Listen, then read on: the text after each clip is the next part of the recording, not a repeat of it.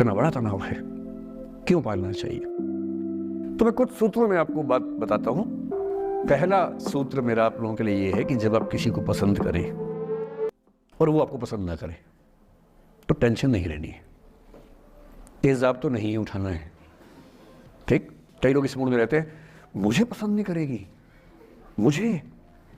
मैं राजा हूं, मैं नवाब हूं, मुझे पसंद नहीं करेगी। अरे तू क्या है भाई, नहीं पसंद हो तो नहीं पसंद हो, ये क्या बात हुई?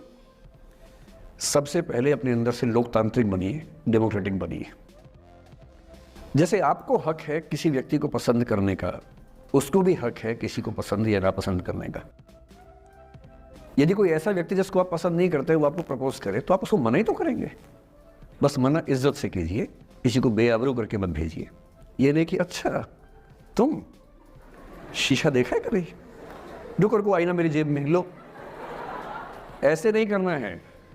बड़े बेआबरू होकर तेरे कूचे से हम निकले, वो वाला भाव जो गालिब को आया था वो भाव नहीं आना चाहिए। अगर कोई आपको कभी प्रपोज करे, आप लोगों की उम्र है, ये सब चलता ही होगा आप लोगों के बीच में, मैं आपके टीचर से सामने बोल रहा हूँ लेकिन मैं ऐसा ही हूँ, मैं जानता हूँ कि आपकी उम्र में से होता होगा, सब जानते हैं तो होता ही होगा। कभी किसी से ये उम्मीद मत करना कि वो आपको पसंद करे ही करे। यदि कोई रिजेक्ट करे, बस हाँ रिजेक्शन थोड़ा प्यार से होना चाहिए, बदतमीजी से नहीं होना चाहिए।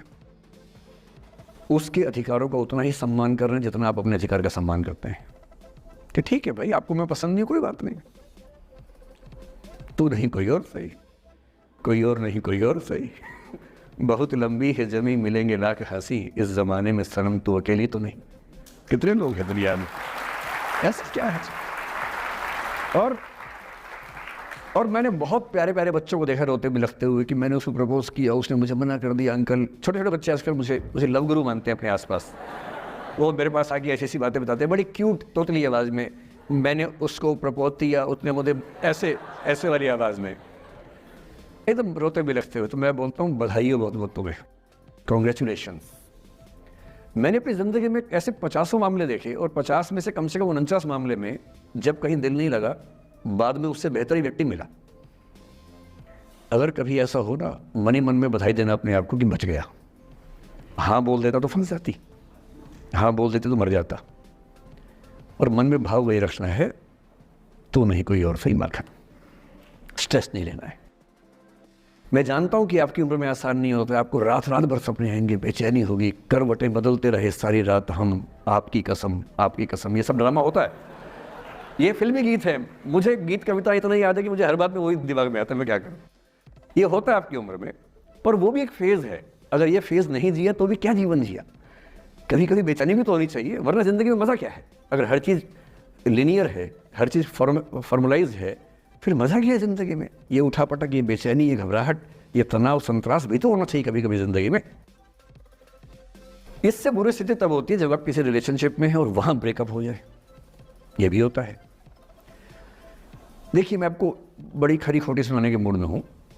जिस तरह का प्रेम आप लोगों की पीढ़ी में होता है, मैं ये नहीं कहता कि आपकी पीढ़ी खराब है, हर पीढ़ी ऐसी होती है, बस ये कि आपकी पीढ़ी को सुविधाएं ज़्यादा मिल गई हैं। हमारी पीढ़ी में ना चिट्ठी लिख के भेजनी पड़ती थी, बड़ा रिस्क होता था। चिट्ठी लिखो कागज़ पे, फिर एक डाकिया ढूंढो भरोसे का, तो भरोसे वाला कुरियर बॉय या कुरियर गर्ल जाके चिट्ठी वहीं दे के आए जहाँ हमने कहा है। ये भी डाउट कहीं किसी और को दे के आ जाए। या कबूतर से बात करो, कबूतर जा जा जा, पहले प्यार की पहली चिट्ठी साजन को दिया। कबूतर का क्या भरोसा किसको दे के आ जाए। लेकिन कितना तनाव था उस ज़माने में। आपके ज़माने में क्या है, सीधे व्हाट्सएप निकाला, खटाक से भेज दिया मैसेज, और नंबर किसी से मांग लिया 1 सेकंड में। नंबर भी नहीं देना है तो किसी कौन सी ऐप होती है, मैंने सुना कुछ और ऐप्स होती है बिना नंबर वाली भी होती है, इंस्टा होता है, एक और भी तो कोई होती है वो जिसमें कार्टून जैसा मुंह बन जाता है, स्नैपचैट। हाँ, स्नैपचैट पे चले गए, मैंने सुना है कि उसमें नंबर भी नहीं देना पड़ता है, ऐसा कुछ चक्कर है, वहाँ ढूंढ लिया।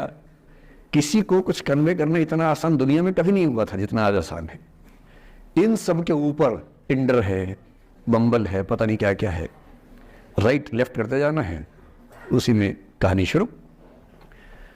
पर ये कहानियां जितने हल्के तरीके से शुरू होती हैं, मैं दावे से कह रहा हूं कि 100 में से 99 अट्रैक्शंस 1 से 2 महीने में खत्म हो जाते हैं। क्योंकि आप जिसके प्रति अट्रैक्टेड थे ना, वो तो उसका बाहर का परसोना था। जहां परिचय गहरा होता है, असलियत सामने आ जाती है। और जब असलियत सामने आती है झेलना बड़ा मुश्किल होता है। आपके सपने टूट जाते हैं। आप जिस छवि पे दीवाने हुए थे वो छवि तो सिर्फ छवि थी, वो तो इंसान नहीं था वैसा। 99% केसेस में मेरा ख्याल है कि अट्रैक्शन 1-2 महीने में समाप्त होता है, उसके बाद तो एक बोझ है जो आप ढो रहे हैं। कभी कभी होता है कि दोनों का खत्म हुआ तो बात आसान है, कभी कभी किसी एक का खत्म होता है, एक का नहीं होता है, वहां मामला मुश्किल हो जाता है। तो ऐसा हो सकता है आपके जीवन में कि दूसरा साथी आपका ये कहे कि भैया देखो, मैं तुम्हारे साथ कुछ महीने से हूं पर मुझे अब अच्छा नहीं लग रहा, मैं ब्रेकअप करना चाहता हूं। मैं आपसे ये निवेदन करूंगा कि ये मान के मत चलना कि उसने आपको धोखा दिया है, क्योंकि बच्चे तुरंत उस मुद्रा में आते हैं, अच्छा अब मैं कुल्हाड़ी उठा लूंगी, अब मैं तेजाब उठा लूंगा, तूने मुझे धोखा दिया है, तूने मुझे चीट किया है, you are a cheat, you are a liar, you are a पता नहीं क्या क्या, पता इंग्लिश में गालियां बड़ी सुंदर देते हैं बच्चे। मैं ये कहना चाह रहा हूं कि इस बात की संभावना मान के चलिए कि हो सकता है कि आपके साथ 2 महीने रहने के बाद सच में उसको ये लग जाए कि आपके साथ ट्यूनिंग ठीक नहीं है, या आपको लग जाए कि आपकी ट्यूनिंग उस व्यक्ति के साथ ठीक नहीं है। और किसी मुर्दा को अपने पास पकड़ के रखना उसका मजा नहीं है। आप किसी को बांध तो लेंगे पर जब उसका दिल आपके पास है ही नहीं, दिल विहीन लाश अपने पास टिका के रखना, एक मुर्दे को बांध के रखना, इससे बेहतर है जाने दो, बांधना नहीं। बांधते वो हैं जिनमें असुरक्षा बहुत ज्यादा होती है। उस असुरक्षा से बचने का उपाय खुद को बेहतर बनाना है। आप इतने बेहतर हो कि आपको चाहने के लिए हजारों लोग हो। क्यों आप इतना डिपेंडेंट होते हैं कि इस एक व्यक्ति के अलावा मेरा कोई है ही नहीं दुनिया में, ऐसा क्यों सोचना है? और ऐसे ही मामले में ये करना है वो अफसाना जिसे अंजाम तक लाना ना हो मुमकिन, उसे एक खूबसूरत मोड़ देकर छोड़ना अच्छा। और खूबसूरत मोड़ कैसे होगा? अगर कोई जाना चाह रहा है तो आपके पास 3 ऑप्शंस हैं। एक, ना उसको अच्छे से बात करे ना खराब से बात करे, न्यूट्रल होकर जाने दे। एक, उसको धमकी दे, बर्बाद कर दूंगा, छोड़ूंगा नहीं, तो निकल के दे घर से, तेरे एड्रेस पता करवा लूंगा, मेरे साथ 50 दोस्त हैं, मेरे सारे आवारा हैं, सारे बेरोजगार हैं, सारे कुंठित लोग हैं, सारे गुंडे मवाली हैं, उनका धंधा यही है, तेरे पीछे छोड़ दूंगा सबको। एक ये तरीका है। और तीसरा ये कि ठीक है यार, ऑल द बेस्ट, जा सिमरन जा, जी ले अपनी जिंदगी। अरे ठीक है, हो सकता है मैं तुझे ठीक नहीं लगा, कोई बात नहीं, लेकिन किसी से मिलो तो बढ़िया से मिलना, तेरी जिंदगी अच्छी हो। मैं भी ढूंढ ही लूंगा किसी न किसी को, थोड़ी हेल्प कर दी हो, कहीं इंट्रो करवा दी हो मेरी भी, लेकिन ठीक है तू भी जा। ये होता है खूबसूरत मोड़ देकर छोड़ना अच्छा। चिपकू नहीं बनना है किसी के पीछे, ना बोरा जाना है कि तुम जाओ, मैं तो दीवाना, स्थायी दीवाना हूं तुम्हारा। कोई जब तुम्हारा हृदय तोड़ दे, तड़पता हुआ जब तुम्हें छोड़ दे, तब तुम मेरे पास आना प्रिय, मेरा दर खुला है, खुला ही रहेगा तुम्हारे लिए। वाह। पहले के जमाने में बेरोजगारी का ये लक्षण था। हम जब छोटे थे ये गाने सुनते थे, हम ये सुन के बड़े हुए कि ऐसे ही करना पड़ता है शायद प्रेम में। तो हमारे स्कूल में लोगों ने इसका पैरोडी बनाई, जब कोई तुम्हारा सर फोड़ दे, तड़पता हुआ जब तुम्हें छोड़ दे, तब तुम मेरे पास आना प्रिय, ये क्लिनिक खुला है, खुला ही रहेगा तुम्हारे लिए, तो बस आ जाना। जब कोई तुमको सड़क पे छोड़ दे, गाड़ी अपनी वहां से मोड़ ले, तब तुम मेरे पास आना प्रिय, ये ठेला खड़ा है, खड़ा ही रहेगा तुम्हारे लिए।